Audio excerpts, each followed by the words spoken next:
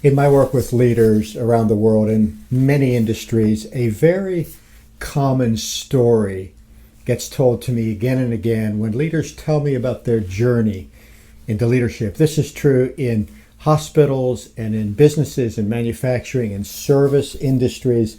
It's true in the social sector. Across the board, leaders tell me the story of how they got into their industry. They had a skill, they had a passion, there's something that they really love to do or care deeply about. And over the course of time in their work, they made a decision to step up into a leadership role, or perhaps the decision was made for them by a boss or by circumstances that they knew that they needed to take a position of leadership in order to continue to care about the thing that they cared about. And here's where the story always takes the same turn. In that step up into leadership, we discover that, as the old saying goes, what got me here won't get me there, because the skill and the passion that brought me into this field doesn't prepare me for what I now need to do.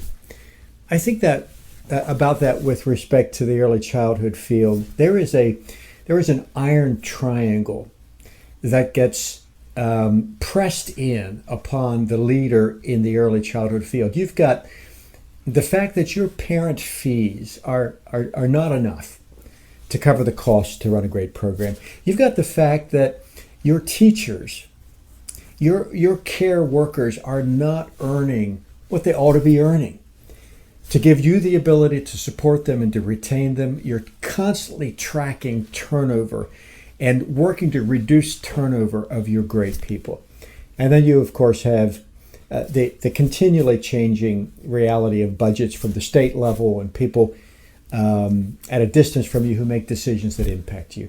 All of that creates a leadership challenge because within the tight constraints of that iron triangle, you as a leader need to learn new things in order to work with limited budgets, changing circumstances, and a team that requires you to build for them a culture of support and encouragement and engagement without having everything you might desire to provide to them to make that happen.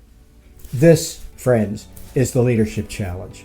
How do I work with my current circumstances to bring the very best out of my people so that the mission that brought me into this field in the first place can continue to be fulfilled as I grow an organization that serves the children that I so deeply care about?